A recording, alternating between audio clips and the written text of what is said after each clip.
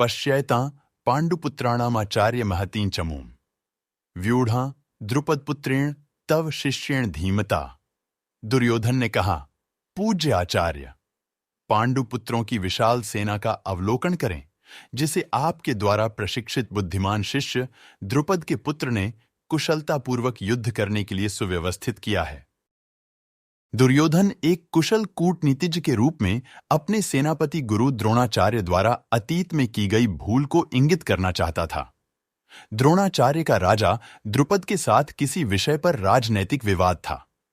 उस विवाद के कारण क्रोधित होकर द्रुपद ने प्रतिशोध की भावना से यज्ञ किया और यह वरदान प्राप्त किया कि उसे ऐसे पुत्र की प्राप्ति होगी जो द्रोणाचार्य का वध करने में समर्थ होगा।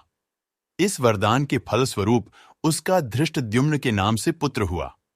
यद्यपि द्रोणाचार्य धृष्टद्युम्न के जन्म का रहस्य जानते थे, किंतु जब द्रुपद ने अपने पुत्र धृष्टद्युम्न को सैन्य कौशल की विद्या प्रदान करने के लिए द्रोणाचार्य को सौंपा, तब उदारचित द्रोणाचार्य ने धृष्टद्युम्न को सैन्य युद्ध कौशल की विद्या में निपुण बनाने में कोई संकोच और भेदभाव नहीं किया। अब धृष्टद्युम्न पांडवों के पक्ष से उनकी सेना के महानायक के रूप में उनकी सेना की व्यूह रचना कर रहा था। ऐसे में दुर्योधन अपने गुरु को यह अवगत कराना चाहता था कि अतीत में की गई उनकी भूल के कारण उसे वर्तमान में संकट का सामना करना पड़ रहा है, और वह यह भी इंगित करना चाहता था कि उन्हें आगे पांडवों के साथ युद्ध करने में किसी प्रकार की उदारता नहीं दर्शानी चाहिए। अत्र शूरा महेश्वासा भीमार्जुन समायुद्धि युयुधानो विराट्श्च द्रुपदश्च महारथा धृष्टकेतुश्चेकितानः काशीराजश्च वीर्यवान् पुरुजित कुंती भोजश्च शैब्यश्च नरपुंगवा युद्धामन्युश्च विक्रांत उत्तमौजाश्च वीर्यवान् सौभद्रो द्रौपदेयाश्च सर्व एव महारथा। यहां इस सेना में भीम और अर्जुन के समान बलशाली युद्ध करने वाले महारथी युयुधान, विराट और द्रुपद जैसे अनेक शूरवीर धनुर्धर हैं। यहां पर इनके साथ धृष्टकेतु, चेकितान काशी के पराक्रमी राजा कांशीराज, पुरुजित, कुंती भोज और शैव्य सभी महान सेना नायक हैं। इनकी सेना में पराक्रमी युद्धमन्यु, शूरवीर, उत्तमौजा, सुभद्रा और द्रौपदी के पुत्र भी हैं, जो सभी निश्चय ही महाशक्तिशाली योद्धा हैं। अपने सम्मुख संकट को मंडराते देखकर दुर्योधन को पांडवों द्वारा एकत्रित की गई सेना वास्तविकता से अपेक्षाकृत अधिक विशाल प्रतीत होने लगी। अपनी चिंता को व्यक्त करने के लिए दुर्योधन ने यह इंगित किया कि पांडव पक्ष की ओर से महारथी ऐसे योद्धा जो अकेले ही साधारण 10,000 योद्धाओं के साथ युद्ध करने की सामर्थ्य रखते हों, युद्ध करने के लिए उपस्थित हैं। दुर्योधन ने पांडवों की सेना के ऐसे असाधारण महापराक्रमी योद्धाओं का उल्लेख भी किया जो अर्जुन और भीम के समान बलशाली महान सेना नायक थे, जिन्हें युद्ध में पराजित करना कठिन होगा। अस्माकं तु विशिष्टा ये तान्निबोध द्विजोत्तम नायका मम सैन्यस्य संज्ञार्थं तान ब्रवीमि ते हे ब्राह्मण श्रेष्ठ। हमारे पक्ष की ओर के उन सेना नायकों के संबंध में भी सुनिए जो सेना को संचालित करने में विशेष रूप से निपुण हैं। अब मैं आपके समक्ष उनका वर्णन करता हूं।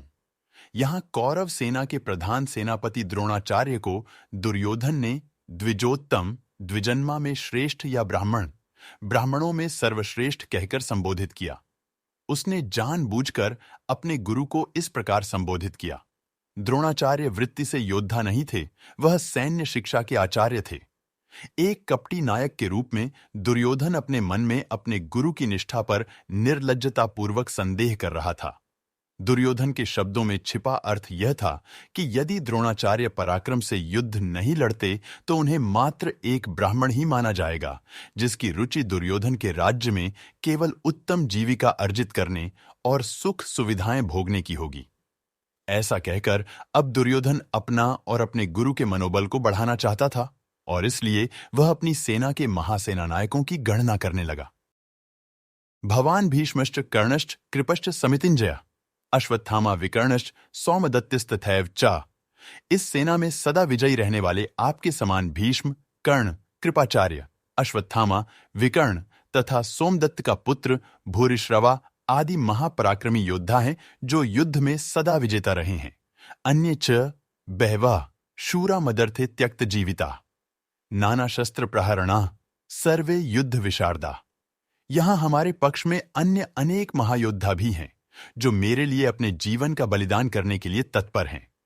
वे युद्ध कौशल में पूर्णतया निपुण और विविध प्रकार के शस्त्रों से सुसज्जित हैं। अपर्याप्तं तदस्माकं बलम भीष्माभिरक्षितम्, पर्याप्तं त्विदमेतेषां बलम भीमाभिरक्षितम्। हमारी शक्ति असीमित है और हम सब महान सेना नायक भीष्म पितामह के नेतृत्व में पूरी तरह से संरक्षित हैं, जबकि पांडवों की सेना की शक्ति भीम द्वारा भली भांति रक्षित होने के पश्चात भी सीमित है। दुर्योधन के आत्म प्रशंसा करने वाले ये शब्द मिथ्याभिमान करने वाले मनुष्यों की वशिष्ठ उक्ति जैसे थे। जब उन्हें अपना अंत निकट दिखाई देता है, तब स्थिति का आंकलन करने के पश्चात आत्म प्रशंसा करने वाले व्यक्ति अभिमान पूर्वक मिथ्या गर्व करने लगते हैं।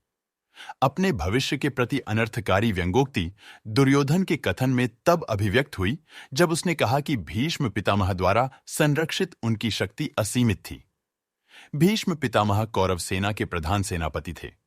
उन्हें इच्छा, मृत्यु और अपनी मृत्यु का समय निश्चित करने का वरदान प्राप्त था, जिससे वह वास्तव में अजेय कहलाते थे। पांडव पक्ष की सेना भीम के संरक्षण में थी, जो दुर्योधन का जन्मजात शत्रु था। इसलिए दुर्योधन ने भीष्म के साथ भीम की अल्प शक्ति की तुलना की। भीष्म कौरव और पांडवों के पितामह थे और वे वस्तुतः दोनों पक्षों का कल्याण चाहते थे। पांडवों के प्रति करुणा भाव भीष्म पितामह को तन्मयता से युद्ध करने से रोकता था।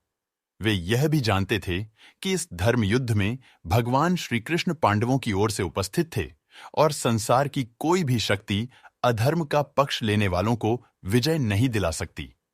इसलिए भीष्म पितामह ने अपने नैतिक उत्तरदायित्व का पालन करने और हस्तिनापुर एवं कौरवों के हित की रक्षा हेतु पांडवों के विरुद्ध युद्ध करने का निर्णय लिया।